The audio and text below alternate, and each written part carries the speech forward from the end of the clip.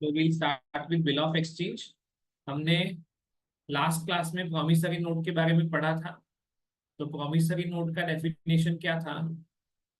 That it is an instrument in writing containing unconditional undertaking था। Okay, तो यहाँ पे भी यही होगा, इंस्ट्रूमेंट इन राइटिंग होगा, but it is unconditional order sign by the maker, certain person, certain sum, money only, to or to the order of a certain person or to the bearer of the instrument. Okay, मैंने last class में ये discuss कर लिया था, but just having a recap of the same. Okay, there are three parties to the bill of exchange: drawer, drawee and payee. तो जो bill draw करेगा, तो ना मैं जो भी ऑर्डर देगा, let's say X is drawing a bill on Y, X draws a bill on y, तो x क्या बनेगा? ड्रॉवर। y बनेगा ड्रॉई। जब x ये बिल y के पास भेजेगा और y उसको एक्सेप्ट करेगा, तब जाके y क्या बनेगा? पहले वो ड्रॉई था, अब वो बनेगा एक्सेप्टर। और इसका पेमेंट जिसको भी होने वाला है, whosoever is eligible to receive money on a bill of exchange is considered as a payee. payee का मतलब लिखवाया था मैंने, रिसीवर। ओके, नेक्स्ट,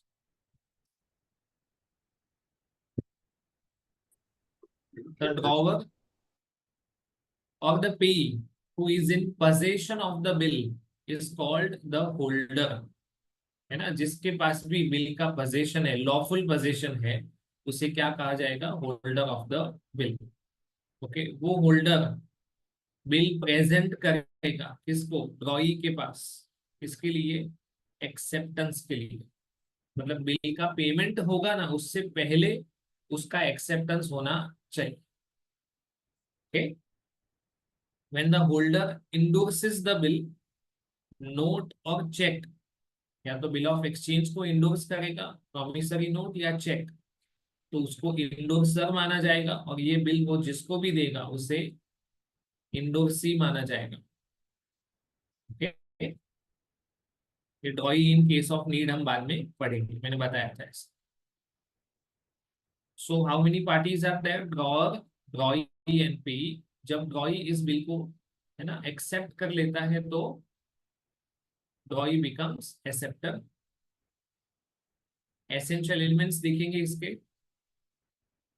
तो सबसे पहला एसेंशियल एलिमेंट है, it must be in writing. मतलब हम ऐसे ही किसी को वादा करते हैं कि हम आपको 3 महीने के बाद पैसा पे कर देंगे, तो वो नहीं चले, है ना। ये कंपलसरी किस में होना चाहिए? It should be in writing. Order to pay, it is not an undertaking. Undertaking में क्या था? हम गारंटी ले रहे हैं कि हम आपको पे करेंगे, तो प्रॉमिसरी नोट डेटर बनाता है, whereas bill of exchange कौन बनाता है? It is made by a creditor. तो ऐसा हो सकता है that P is drawing a bill on Q to make payment to R. Okay, P is drawing a bill on Q, तो P बनेगा ड्रॉवर, क्यू बनेगा ड्रॉई, और R बनेगा payee as of now. Okay, फिर P ने ये bill दे दिया are को, और आर जाएगा क्यू के पास इसके एक्सेप्टेंस के लिए। ओके, तो that is how this cycle works. अब इसमें आगे क्या हो सकता है? What are the possibilities? कि मैच्योरिटी डेट तक आर बिल अपने पास रखे, और मैच्योरिटी डेट पे वो क्यू के सामने बिल प्रेजेंट करे फॉर पेमेंट, है ना। तो दो तरह के प्रेजेंटमेंट होते हैं, हम आगे धीरे धीरे पढ़ेंगे। Presentment for acceptance and presentment for payment, है ना। ये धीरे धीरे हम लोग आगे पढ़ने वाले। तो R may keep the bill of exchange till maturity with himself, या तो आर इसी बिल को क्या कर सकता है, इंडोर्स कर सकता है। अगर आर ऐसा करता है, let's say R gives the bill to H, R बनेगा इंडोर सर, एच बनेगा endorsee. Is it clear? यहां तक समझ में आ रहा है सबको? यस और नो? Yes sir. है ना? तो इसमें हुआ क्या है कि पी ने क्यू के ऊपर बिल ड्रॉ किया था ना, तब लिखा था that I order Q to pay so much amount to R और to the holder of the instrument. है ना? ऐसा लिख सकते हैं, देखो 4 months after day pay to Mister B. ये पे टू का मतलब क्या है, ऑर्डर टू पे, इसका मतलब होगा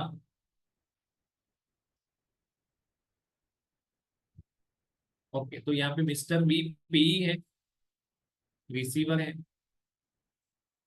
ना? कौन ऑर्डर दे रहा है, मिस्टर ए, वो ड्रॉवर है ना? कौन ड्रॉई है, मिस्टर सी। और इसमें सिग्नेचर किसका है, ध्यान रखना, it is signed by the drawer. Signature किसका है, ड्रॉवर का। ओके, फिर मैंने लास्ट लेक्चर में ऐसा बताया था कि ये फॉर वैल्यू रिसीव्ड लिखा हो चाहे ना लिखा हो, है ना, उससे कोई फर्क पड़ता नहीं है। फॉर वैल्यू रिसीव्ड का मतलब होता है कंसिडरेशन। तो हमने सेकंड पॉइंट किया, that is it is an order to pay. ये ऑर्डर कैसा है, अनकंडीशनल है। मतलब हम ऐसा नहीं बोल रहे हैं किसी को कि ऐसा हो तो पे करना, वैसा हो तो पे नहीं करना। है ना? क्या लिखा है, एग्जाम्पल देखो, pay to Mister X a sum of ₹500 if you are able to pay. तो यहाँ पे इफ मतलब क्या आ गया, इट इज अ ऑर्डर है, बट कैसा ऑर्डर है, कंडीशनल, तो ये अलाउड नहीं है। हमने ऑर्डर के आगे एक वर्ड पढ़ा था, इट इज अनकंडीशनल ऑर्डर। ठीक, तो अगर कोई भी ऑर्डर कंडीशनल होगा तो उसे बिल ऑफ एक्सचेंज माना नहीं जाएगा। साइन बाय द ड्रॉवर, ये हमने ऑलरेडी देख लिया है। अगर साइन नहीं होगा तो इसे क्या माना जाएगा, इनकम्प्लीट। ने पढ़ा था इनकोएट इंस्ट्रूमेंट, है ना?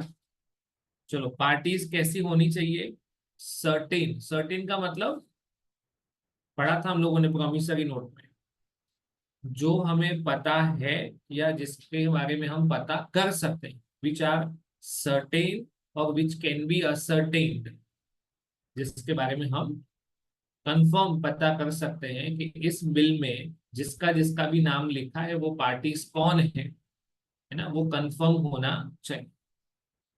चलो, ऑर्डर टू पे मनी ओनली, तो इधर लिखा है आई विल पे ₹500 या पे ₹500 and deliver 10 bags of wheat. ये नहीं चलेगा, क्योंकि ये क्या आ गया इसमें, अदर देन मनी आ गया। जब भी हम कोई भी बिल ड्रॉ करते हैं, बिल ऑफ एक्सचेंज एक्सेप्ट करते हैं, तो उसमें जो भी पेमेंट के बारे में या जो भी लेन देन के बारे में बात है, वो कंपल्सरी मनी ही होना चाहिए। ओके, है ना? Something other than money is not allowed. Amount payable भी कैसा होना चाहिए, सर्टेन। तो क्या लिखा है, पे टू सी ₹5,000 प्लस इंटरेस्ट। नहीं चलेगा, क्योंकि इसमें इंटरेस्ट का अमाउंट सर्टेन नहीं। तो क्या क्या सर्टेन होना चाहिए, पार्टी सर्टेन होनी चाहिए, अमाउंट सर्टेन होना चाहिए, और पेमेंट किस में होना चाहिए, मनी ओनली। एक bill of exchange can not be made payable on demand, ये हमेशा टाइम इंस्ट्रूमेंट होता है। It is always a time instrument. Next, I think आपके मॉड्यूल में ये वाला टॉपिक नहीं है, इफ यू कैन चेक, किसी के पास अभी मॉड्यूल पढ़ा हो, इसे सीखने जैसा टॉपिक है। All cheques are bill of exchange but all bills are not cheques. तो चेक के बारे में डेफिनेशन क्या लिखा है? A cheque is a bill of exchange, मतलब हम क्या बोलेंगे, cheque is a type of bill of exchange drawn upon a specified banker and it is always payable on demand. ऐसा है, it is always payable on demand and it includes the electronic image of a truncated check and check in the electronic form. Let's say we all know, है ना, हमने check देखा हुआ है, cheque book देखा हुआ है, और थोड़ा सा डिस्कशन करते हैं चेक के ऊपर। इस चैप्टर में काफी सारा डिस्कशन है ना।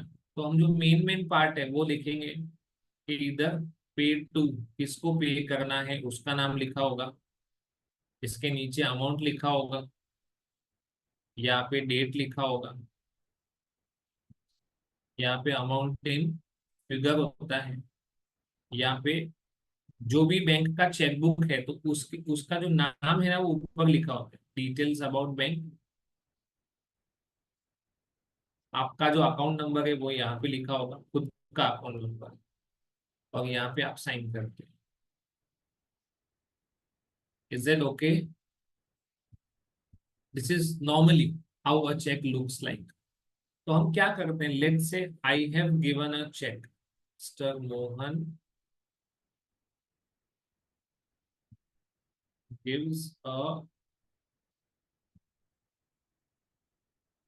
check to, let's say,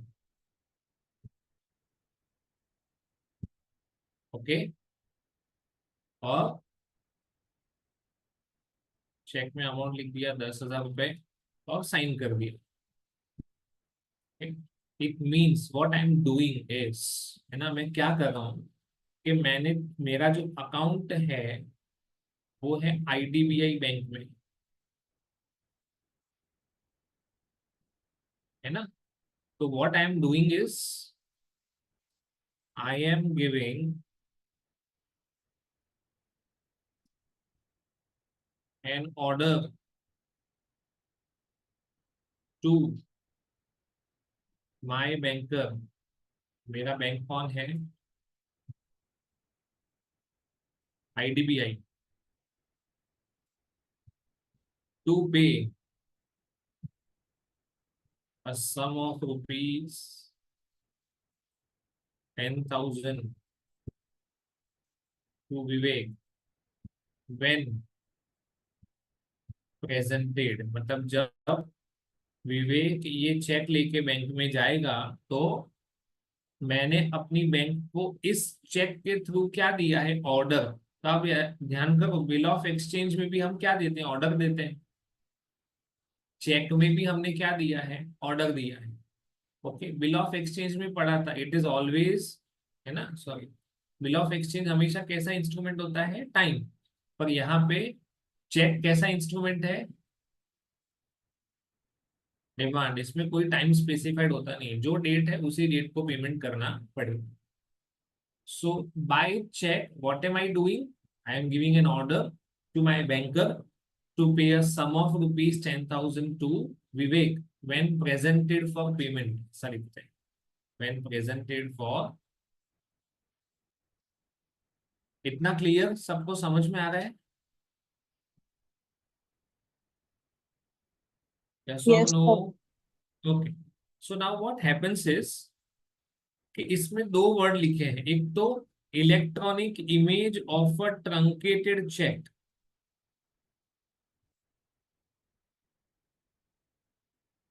और दूसरा लिखा है चेक इन इलेक्ट्रॉनिक फॉर्म।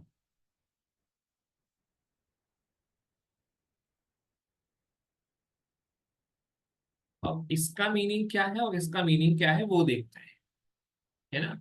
ये क्या है, electronic image of a truncated check means हम जो चेक इश्यू करते हैं ना, हम जो भी हमारी नॉर्मल लाइफ में हमने चेक देखा है वो फिजिकल फॉर्म में होता है। The cheque it is in a, let's say, physical form. फिर आपने ये चेक क्या किया, किसी को दिया या किसी ने वो चेक आपको दिया, फिर आपने वो क्या किया, you have deposited the same in your bank. यहां तक का जर्नी सबको पता है, हम ऐसा करते हैं कि नहीं? या तो हम किसी को चेक देते हैं या कोई हमें चेक देता है, तो वो चेक क्या होता है, बैंक में जाके डिपॉजिट हो जाता है। ओके, बट ऐसा होता है ना कि मेरा अकाउंट आईडीबीआई बैंक में, मैंने विवेक को चेक दिया ना, तो विवेक का अकाउंट इंडियन ओवरसीज बैंक में है। तो विवेक ये चेक कहाँ पे डिपॉजिट करे, आईडीबीआई में कि इंडियन ओवरसीज बैंक में? बताओ, ये चेक कहाँ पे डिपॉजिट होगा?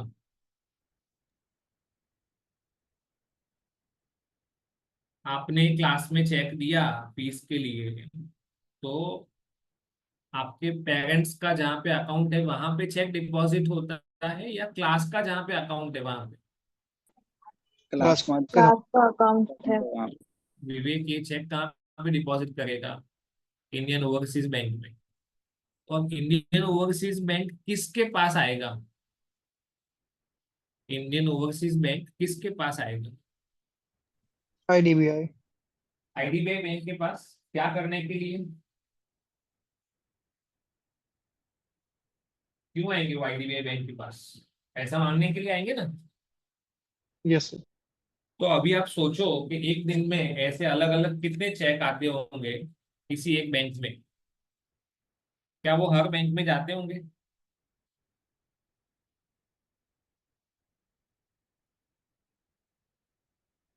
सोच के बताओ। Will they be going in all the banks?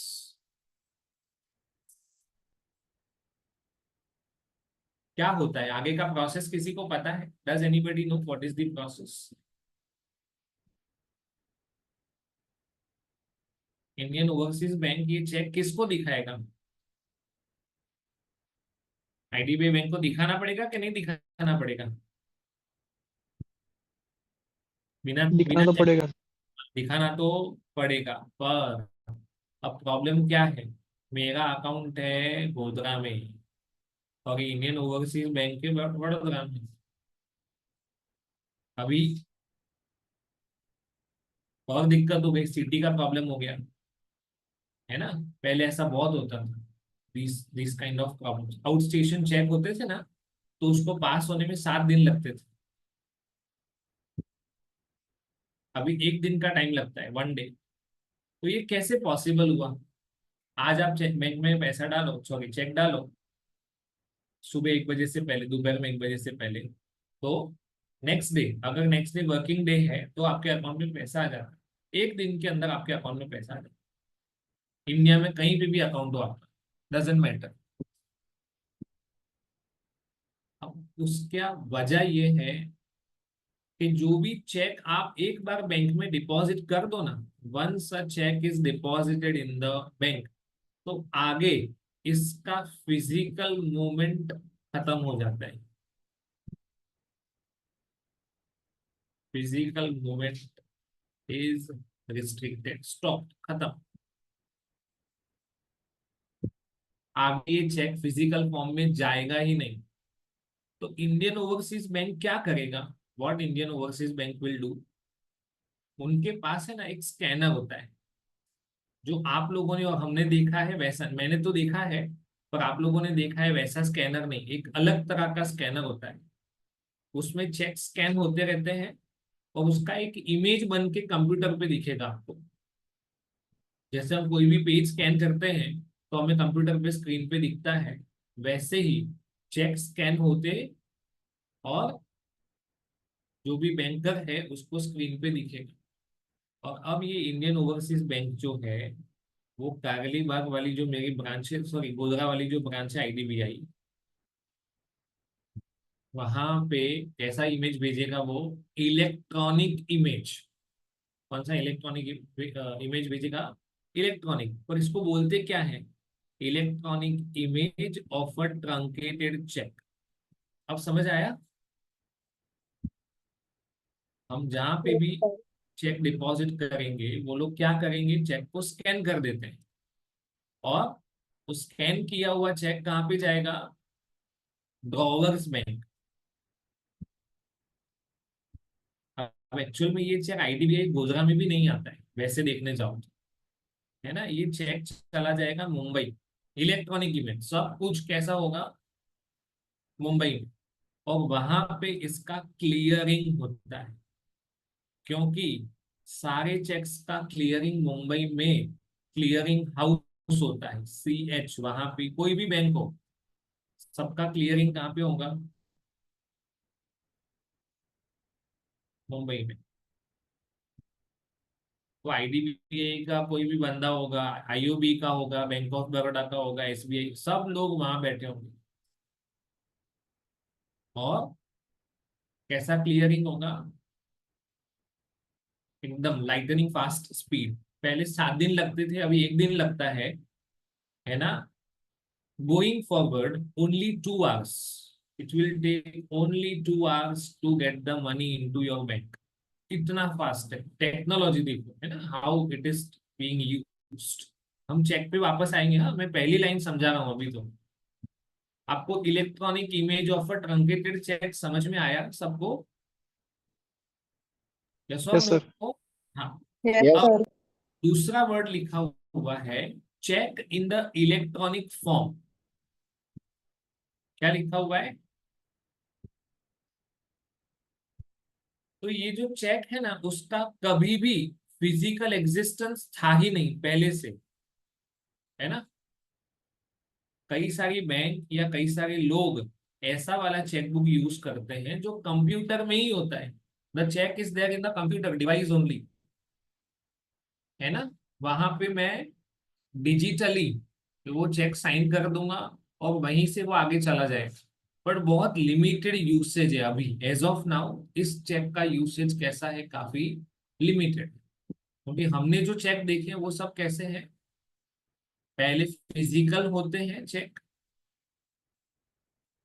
फिर एक बार वो चेक कहाँ पे डिपॉजिट हो गया? बैंक में। उसके बाद आगे कैसा इमेज जाएगा? ट्रंकेटेड, है ना।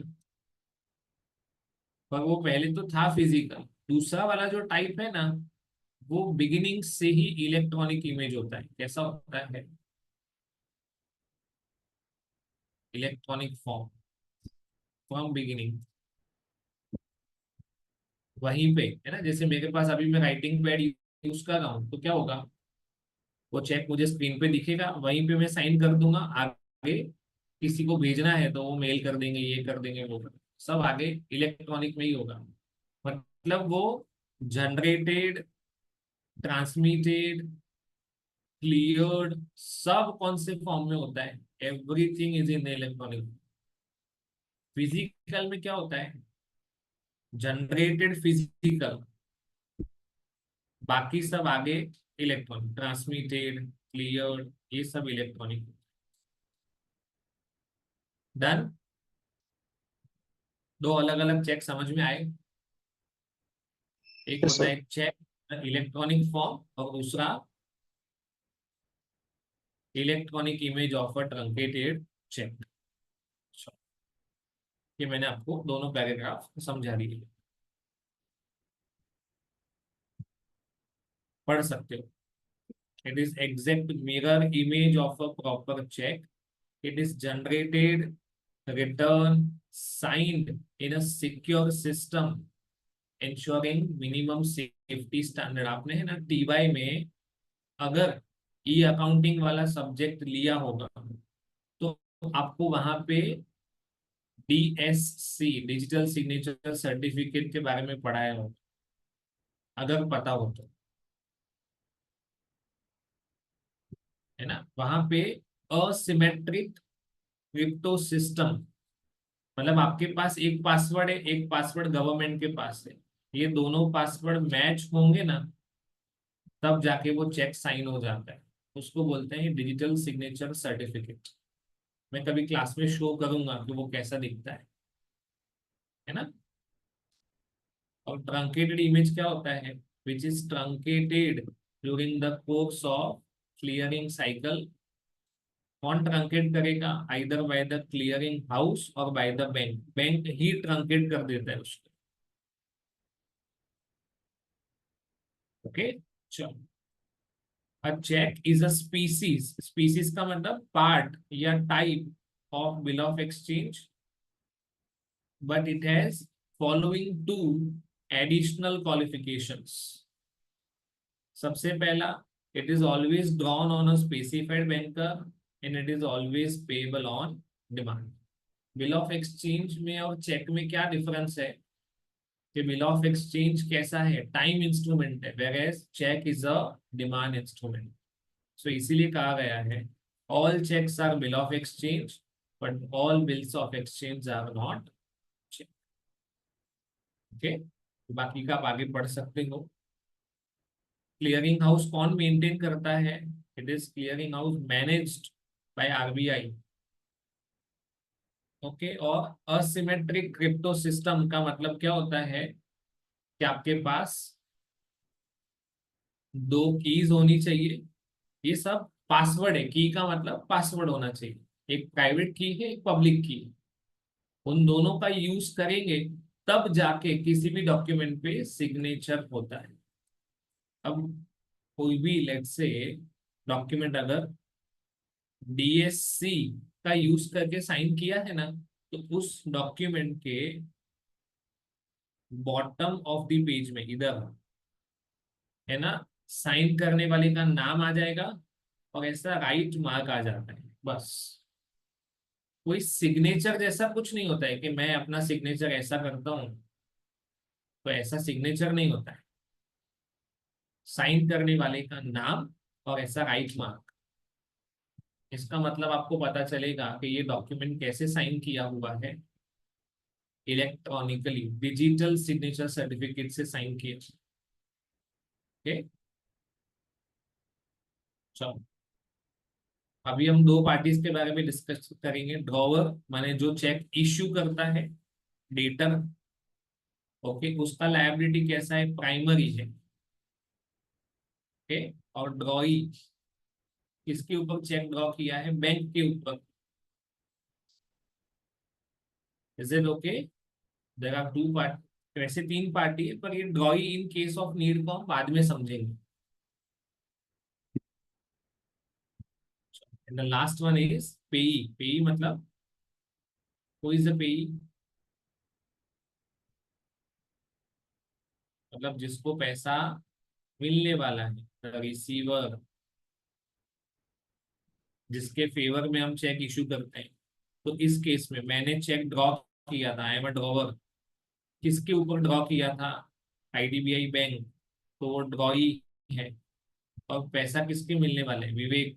तो वो क्या होगा? पेई. ओके.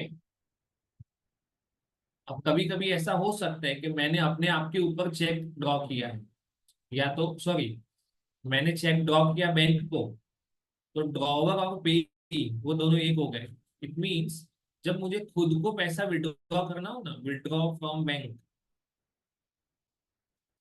हम ऐसा करते हैं ना, पर्सनल एक्सपेंस के लिए पैसा विड्रॉ किया या ऐसा कुछ, तो क्या होगा? मैं चेक पे क्या लिख देता हूँ? सेल्फ. मतलब किसी का नाम नहीं लिख, इसका पैसा मैं ही लूंगा. तो ड्रॉवर और पेई वो दोनों मैं ही हूँ. Okay,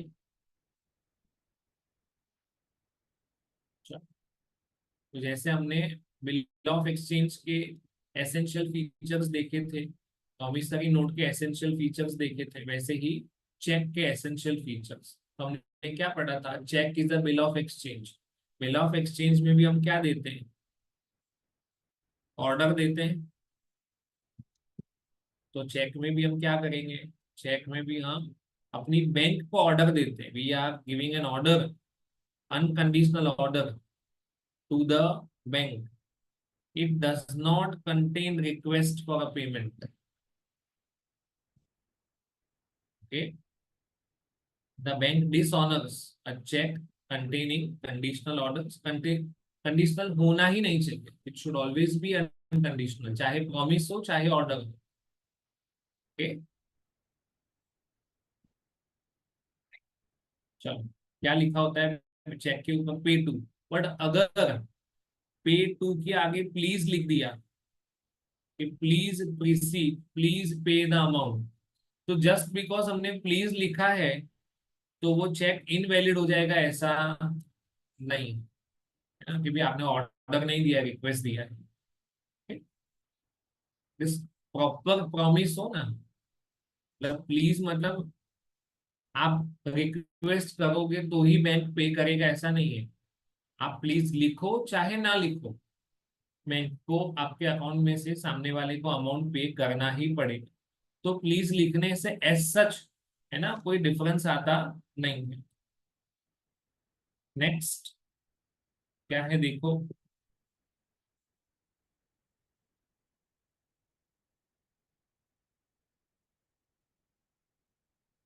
must B in writing, है ना।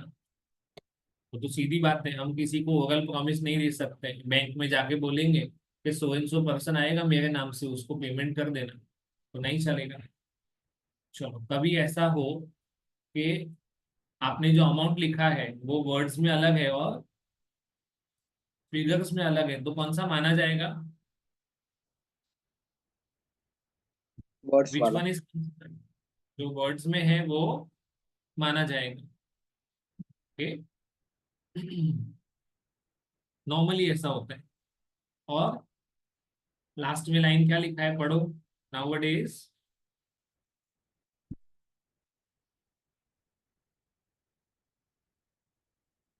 Bank are not honouring multi coloured cheques, है ना। मतलब आपने कुछ ब्लू में लिखा, कुछ ब्लैक से लिखा, नॉर्मली चला लेते हैं बट दे मे रिजेक्ट, मना कर सकते हैं वो, है ना। तो कोशिश करेंगे कि हम चेक में कभी भी मल्टी कलर, लाल कलर तो बिल्कुल भी यूज नहीं करते। Is it okay? Yes sir. Just a second.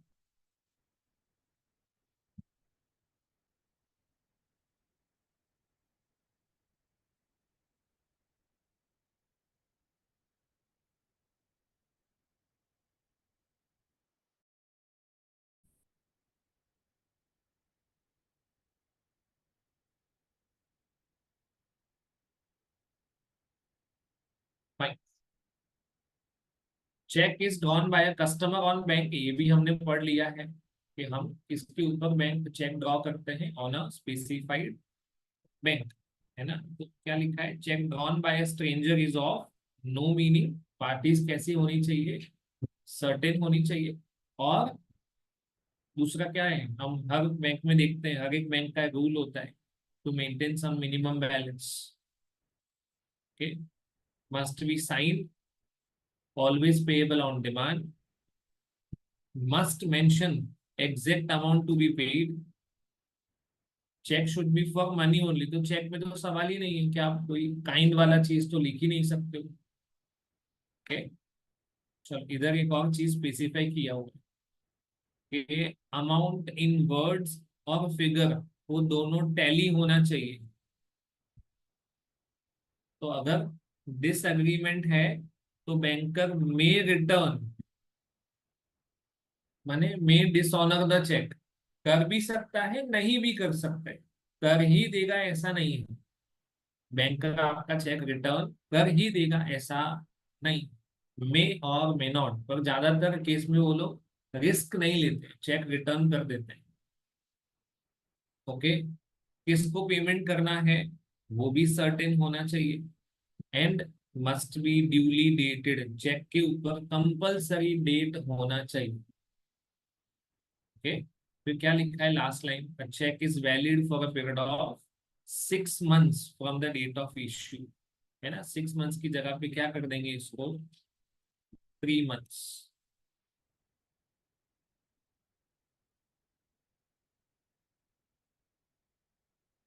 यहां तक किसी को कोई डाउट है?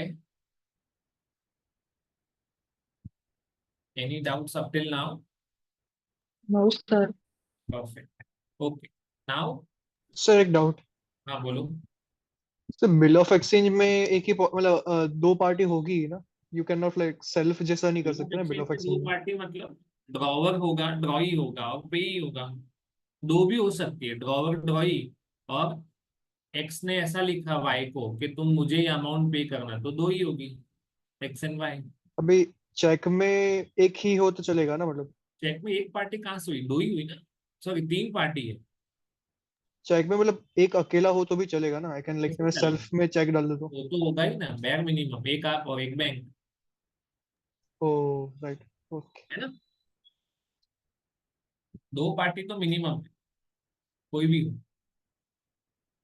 अच्छा, due date of a bill और नोट। अब अगेन ये आपने पढ़ा हुआ है, फर्स्ट ईयर बीकॉम में भी पढ़ा होगा, है ना। एवरेज ड्यू डेट और अकाउंट करंट, ऐसा एक चैप्टर आता था फर्स्ट ईयर बीकॉम में, है ना।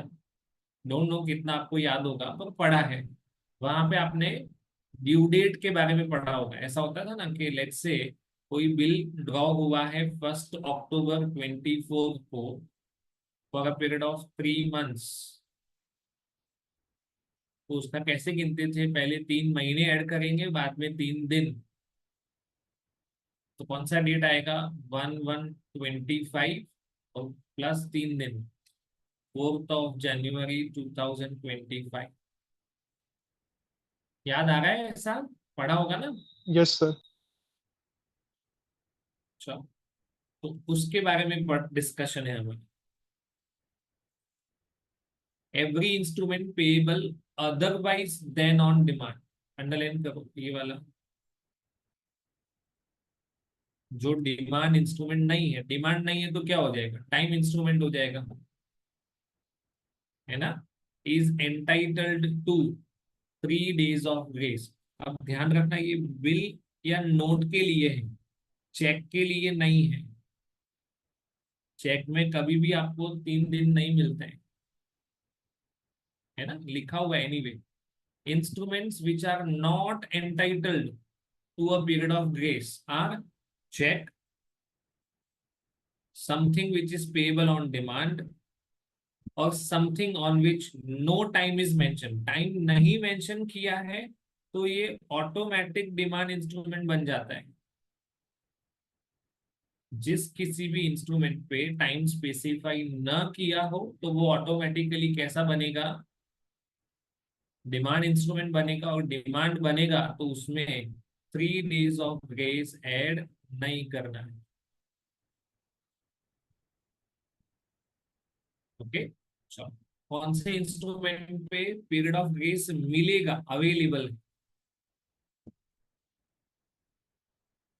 A promissory note or bill payable on a specified day. Specified day का मतलब क्या है, I will pay you certain amount on 22 नवंबर 2024। तो मैंने डेट स्पेसिफाई कर दिया ना, 22 नवंबर 2024। तो भी इसमें क्या करना पड़ेगा,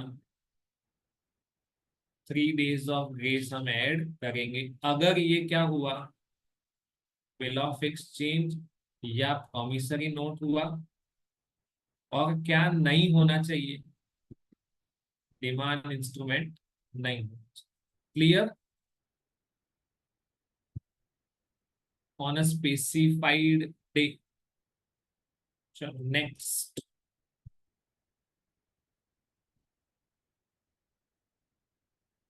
अ बिल और note payable after site. After site का मतलब क्या बताया था, कुछ बोला था। after after certain time. नहीं नहीं, आफ्टर साइट का मतलब ये नहीं होता।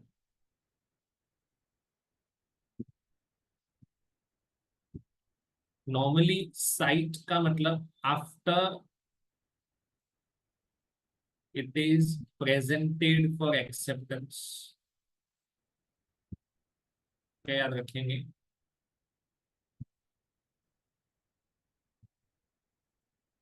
After it is presented for, ये वर्ड याद रखना, आगे प्रेजेंटेड फॉर पेमेंट वर्ड भी आएगा। अभी कौन सा वर्ड है, प्रेजेंटेड फॉर एक्सेप्टेंस। मतलब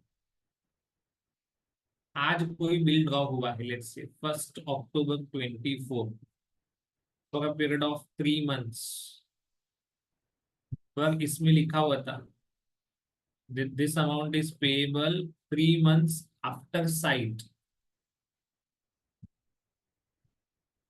इसका मतलब क्या है, कि हमने पी ने ये बिल ड्रॉ किया है क्यू के ऊपर, तो जिस दिन क्यू के सामने ये प्रेजेंट होगा ना, और क्या आएगा, क्यू का एक्सेप्टेंस आएगा। अब मान लो कि ये बिल प्रेजेंट हुआ पेमेंट के लिए, सॉरी एक्सेप्टेंस के लिए 5 अक्टूबर को, तो आप 3 मंथ्स कहाँ से स्टार्ट करोगे?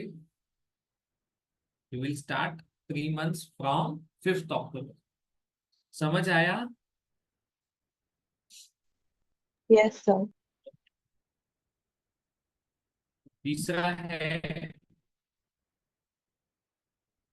At a certain period on happening of a certain event, uncertain नहीं चलेगा।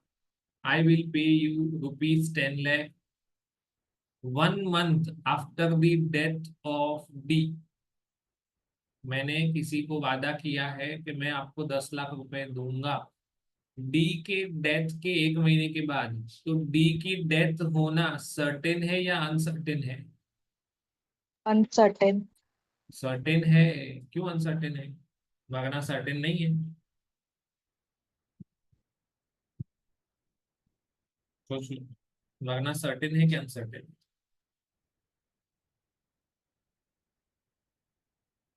कभी ना कभी तो वरना पड़ेगा। May be 10 years, 20 years, 30 years, but कभी ना कभी तो होगा ना। तो कैसा इवेंट है? सर्टेन इवेंट है। तो लेट्स से डी की डेथ हो गई, उसके कितने दिन के बाद पे करने को बोला है? 1 मंथ। तो इसमें भी 3 दिन ऐड करना पड़ेगा। Okay. So in case of time bill that is a time instrument और note, it becomes due on the last day of grace period। मतलब आप सिर्फ 1 महीना ऐड करोगे तो नहीं चलेगा, 1 महीना और 3 दिन ऐड करना पड़ेगा। when an instrument is payable by installment, each installment is 3 days after the date। जो भी डेट ऑफ इंस्टॉलमेंट होगा उसमें 3 दिन ऐड करते जाएंगे। चलो फिर ये तो हमको पता है, पब्लिक हॉलीडे होगा तो preceding working day, preceding day नहीं बोलेंगे, क्या बोलेंगे? Preceding working day. और अगर, है ना, लेट्स से कि अभी जैसे बारिश की वजह से, और मतलब वो तो स्कूल्स में और कॉलेजेस में छुट्टी होती है, पर अदरवाइज मान लो कि गवर्नमेंट ने नेशनल लेवल पे छुट्टी दी थी, ओके, तो वो प्लान्ड हॉलीडे नहीं होता, अनप्लैंड हुआ। तो अनप्लैंड होगा तो next working day. Am I clear? समझ में आ रहा है सबको? Yes, sir. Okay, one more thing. Let's say a bill is drawn on 30th November 24 for a period of 3 months। चलो इसका ड्यू डेट ढूंढ के बता।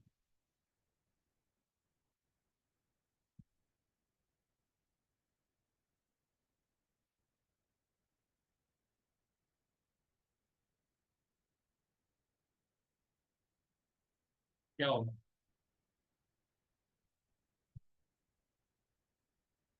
एक महीना कब खत्म होगा? दिसंबर। दूसरा महीना जैन, तीसरा फेब। और फेब में तो 30th डेट होता ही नहीं है, तो क्या करेंगे बताओ? The due date will be 3rd March। कैसे? जैसे मान लो कि आपने 30th नवंबर का ड्रॉ किया, उसके 3 महीने खत्म होने चाहिए 30th फेब के दिन। पर अगर फेब में वो वाला दिन है ही नहीं, तो उसी महीने का जो लास्ट डे होगा ना वो मान लिया जाए। उस महीने का लास्ट डे कौन सा होगा? फेब का लास्ट डे कौन सा होता है? बताओ। 28। है 28, हाँ, क्योंकि नॉन लीप ईयर है। तो 28 फेब 25 +3 days हो गया। यस। Okay, any doubts? एक और समझा, कोई बिल ड्रॉ हुआ है 31 जनवरी 24 for a period of 3 month. चलो अभी बताओ 3 महीने कब खत्म होंगे? 31 अप्रैल। तो 31 अप्रैल तो होता ही नहीं है ना, 30 अप्रैल होगा, उसमें 3 दिन ऐड हो जाएंगे, that is 3 May.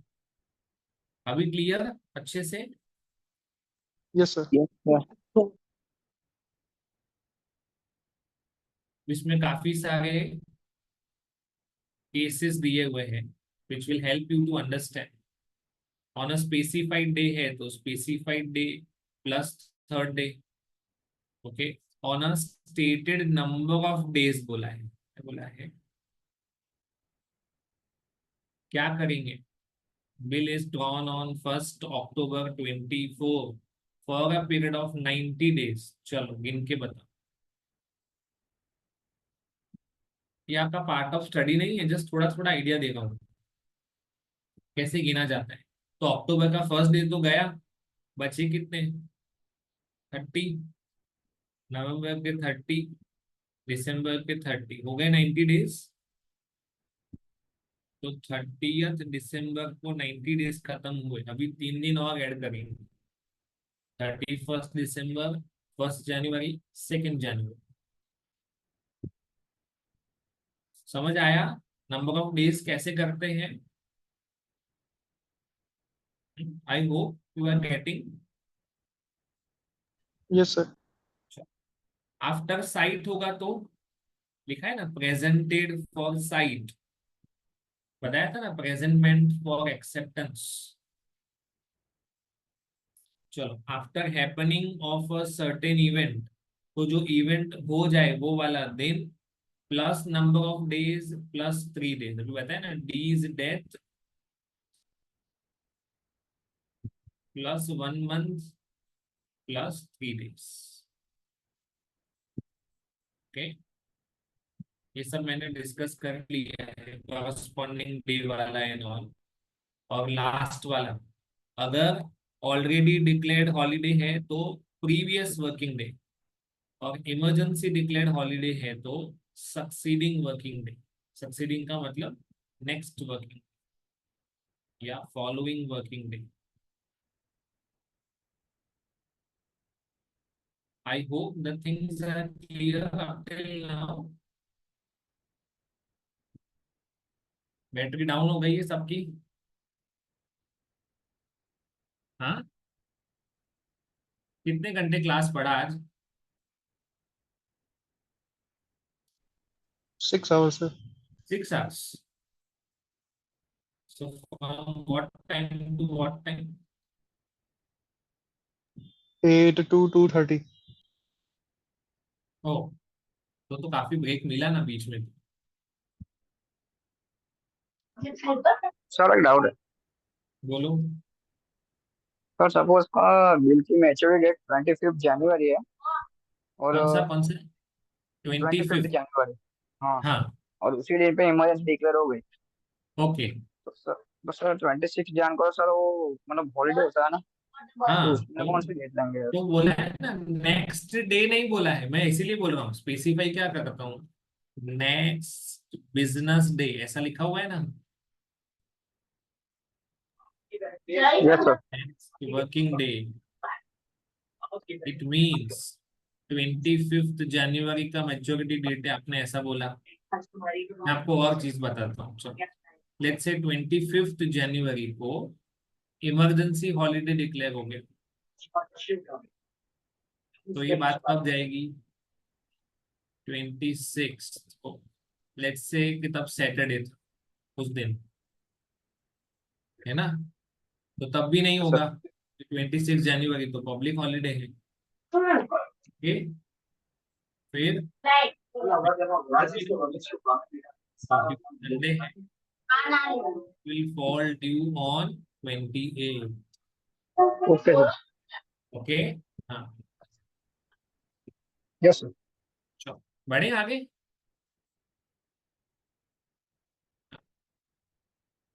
Payment in due course, आगे बढ़ने के लिए कोई बोलता नहीं है ऐसा। कल क्या टाइम रखा है? Any times same announce? ही है sir. Same time. 8 to 2:30। Yes sir. Perfect है। चलो बढ़ते हैं।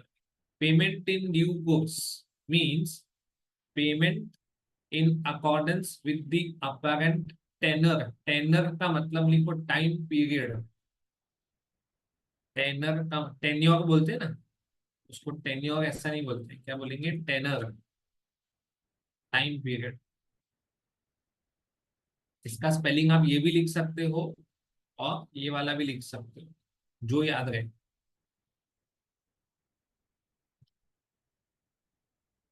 वापस से सर पढ़। इसमें सर डिफरेंट क्यों है? हाँ, वो इसमें ऐसे इंग्लिश है, प्रोनाउंसिएशन की उसकी डिफरेंट वजह है। से, उसकी वजह से ब्रिटिश इंग्लिश और अमेरिकन इंग्लिश है, ऐसा है। ओके। हाँ। So payment in due course means payment according to the apparent tenor in good faith and without negligence. Okay. The payment to the person in possession of the instrument must be under circumstances which do not afford a reasonable ground for believing that he is not entitled to receive the payment. ये sentence बार बार पढ़ो, क्या लिखा हुआ है इसका meaning समझो।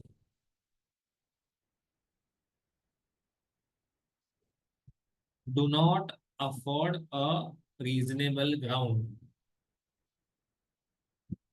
है ना, मतलब ऐसे कोई सरकमस्टांसेस की जो आपके माइंड में डाउट क्रिएट करते हैं कि क्या ये इंसान सही मायने में इस नेगोशिएबल इंस्ट्रूमेंट का पेमेंट लेने के लिए हकदार है ना। ऐसा कोई भी डाउट आपके माइंड में अराइज होता है, it means the payment is not in due course. समझना क्या है, प्लीज ट्राई टू अंडरस्टैंड। जब भी आप पेमेंट करते हो तो पेमेंट करते वक्त आपके माइंड में रिसीवर के लिए या उसकी एलिजिबिलिटी के लिए कोई डाउट नहीं होना चाहिए। अभी आप बोलो कि मुझे तो डाउट था इसके लिए मैंने पेमेंट नहीं किया, ऐसा नहीं। डाउट करने के लिए क्या हुआ आपके बेटा? पास क्या होना क्या चाहिए? हुआ? रोज दवा लेने जाते हैं, क्या होता है? डाउट करने के लिए आपके पास क्या होना चाहिए? Reasonable ground. मतलब कभी आपको कोई पूछे कि आपने क्यों डाउट किया सामने वाले के ऊपर, कि उसके पास पैसा लेने का अधिकार है या नहीं है, तो आपके पास रीजन होना चाहिए। You should have a valid reason to doubt. अगर ऐसा है बट फिर भी पेमेंट हुआ है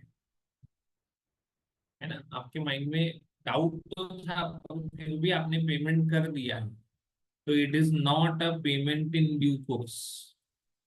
it is not a payment in.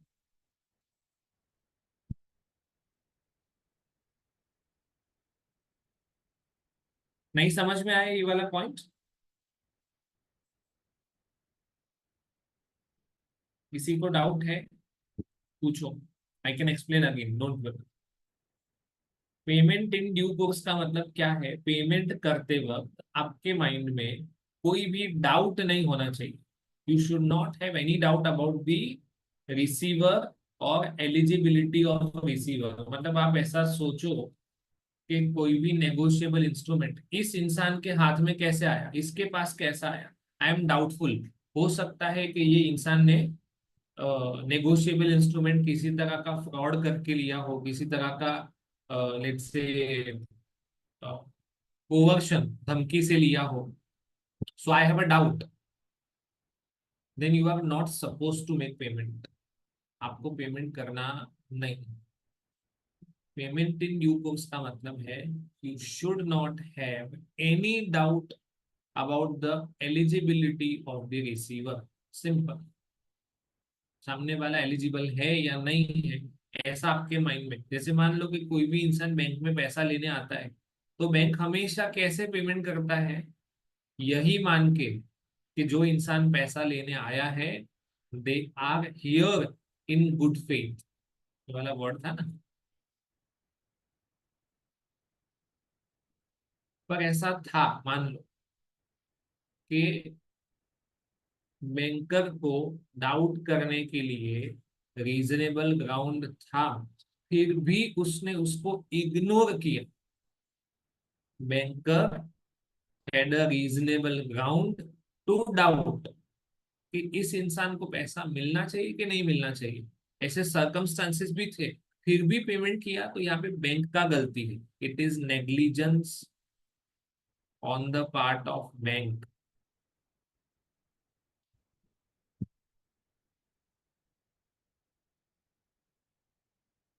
If there were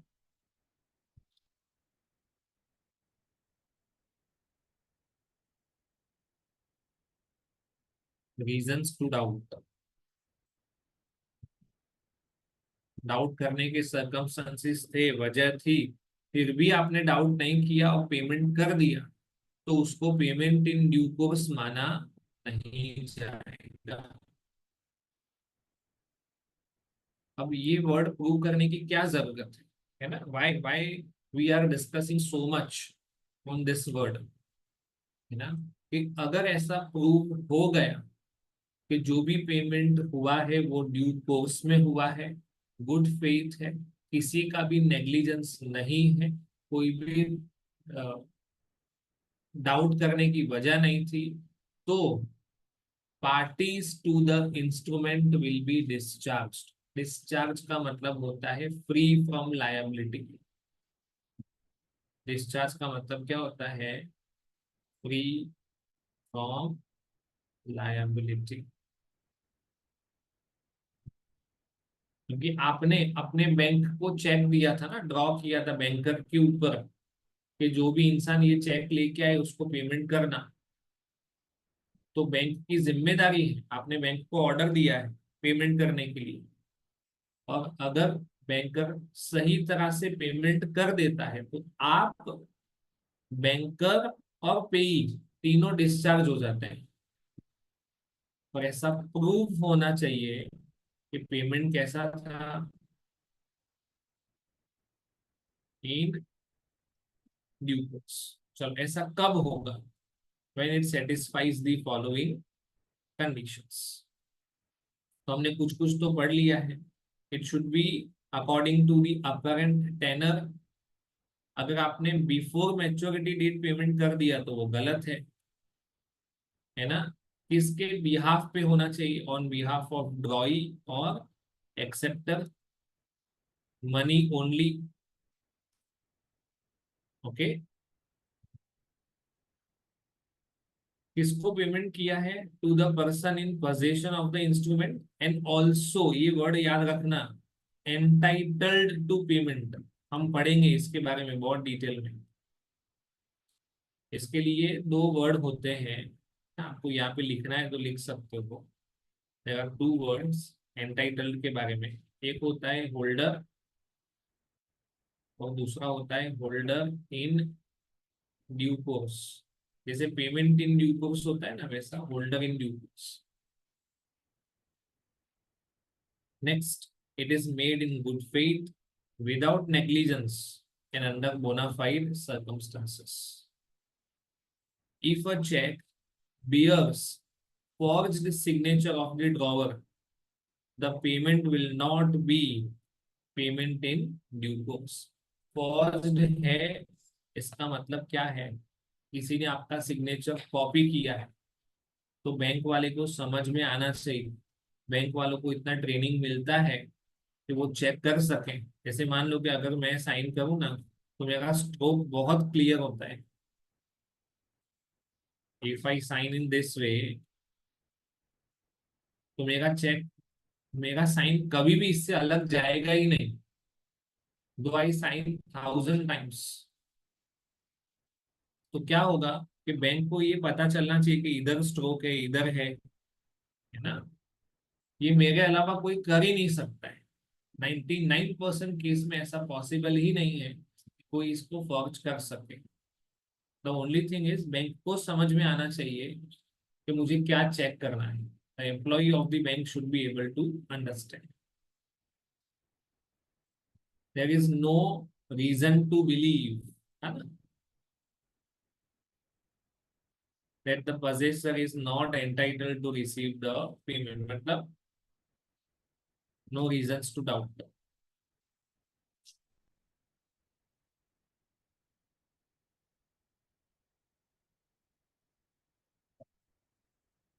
Next topic, again one of the most important topic, higher chances of this being there in your exam. Okay, so what do we understand by crossing of a check? Discuss different types of crossing. So there are two types of check, one is open check and other is crossed check. सब लोगों ने देखा होगा ना cross check कैसा होता है।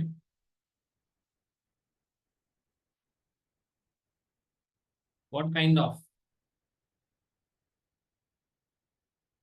ये चेक है और इधर ऐसा करते हैं ना, यस और नो। Yes sir. हाँ, तो इसको बोलते हैं two parallel lines, two parallel lines on the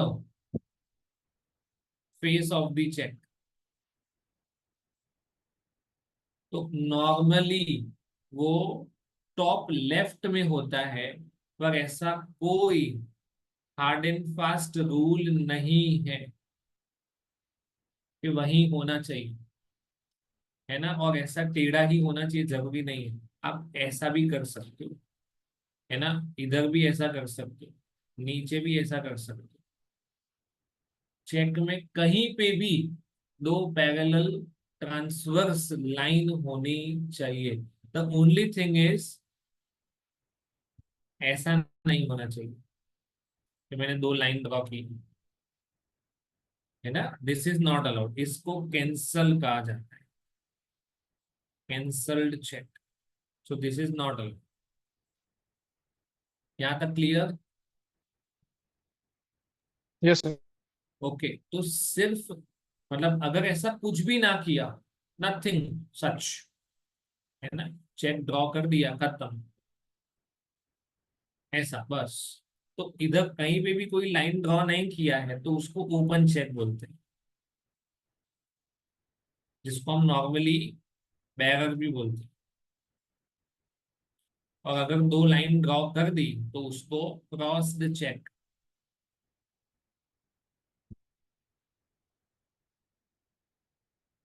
इसमें और इसमें डिफरेंस क्या है, व्हाट इज द डिफरेंस? इसका पेमेंट ओटीसी होता है, ओवर द काउंटर। जिसके पास भी ये चेक होगा वो ड्रॉवर की बैंक में जाएगा। ध्यान रखना कौन से बैंक में जाना पड़ेगा, to collect the money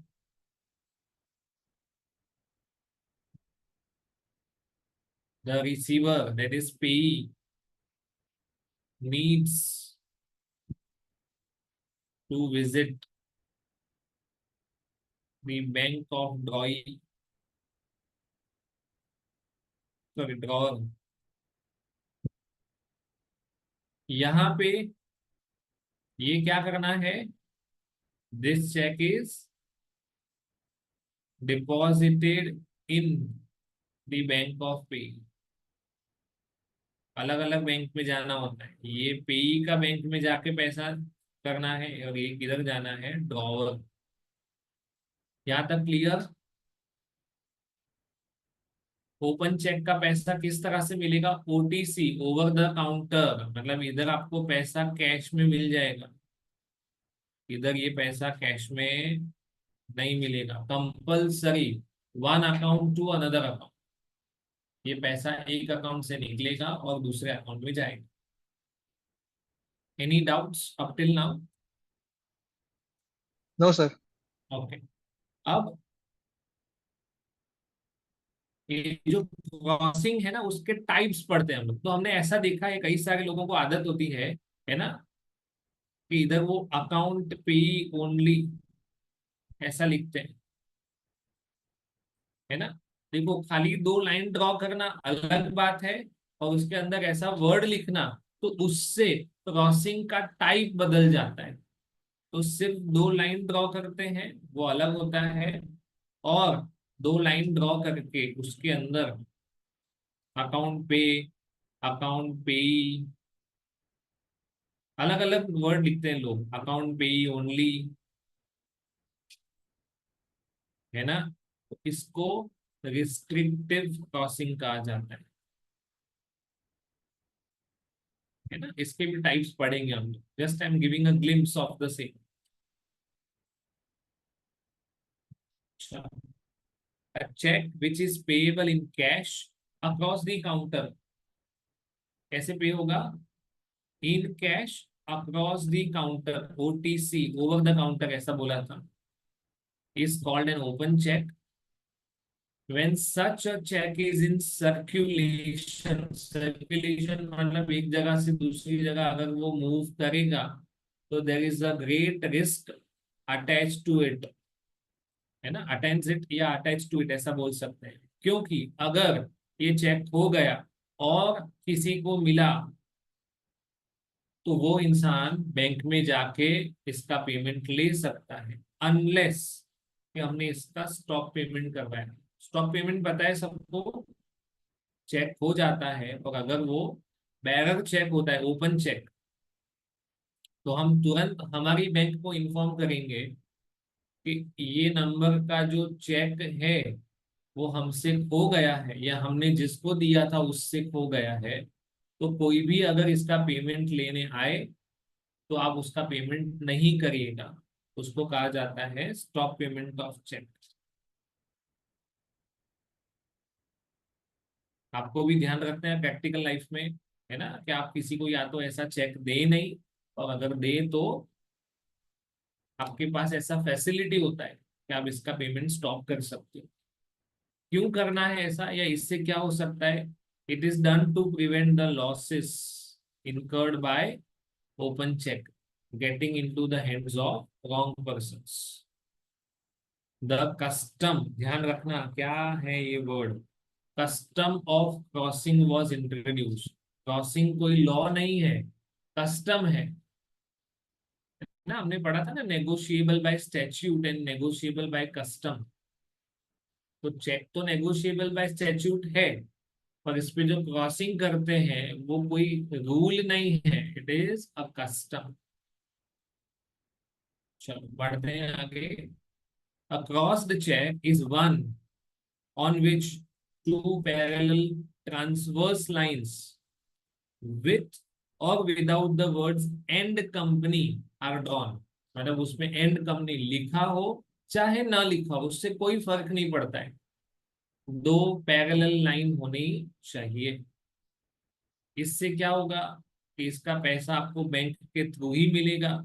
crossing is a direction to pay the drawee banker to pay the amount of money on a crossed check to a banker only। मतलब क्या है, एक बैंक में से दूसरे बैंक में ही पैसा जाएगा, तो फिर भी चलो मान लो कि किसी ने चीटिंग करके आपके अकाउंट से पैसा निकाल लिया, तो एटलीस्ट पता तो चलेगा ना कि ये पैसा गया कहाँ है, क्योंकि वो गया कहाँ पे होगा, किसी ना किसी के बैंक अकाउंट में।